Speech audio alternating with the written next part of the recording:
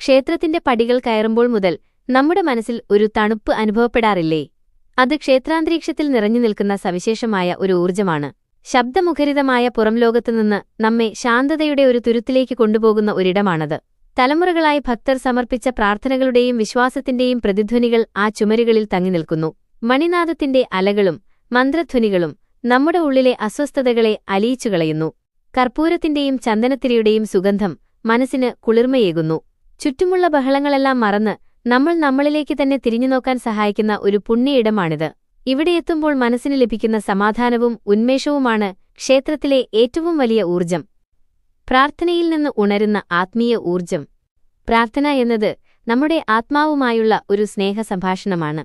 കണ്ണുകളടച്ച് കൈകൾ കൂപ്പി നമ്മൾ പ്രാർത്ഥിക്കുമ്പോൾ യഥാർത്ഥത്തിൽ ചെയ്യുന്നത് നമ്മുടെ ഉള്ളിലേക്ക് തന്നെ ഒരു യാത്ര പോകുകയാണ്. മനസ്സിലെ ഭാരങ്ങളും ആശങ്കകളും ഒരു വലിയ ശക്തിക്കു മുന്നിൽ സമർപ്പിക്കുമ്പോൾ ലഭിക്കുന്ന ആശ്വാസം ചെറുതല്ല.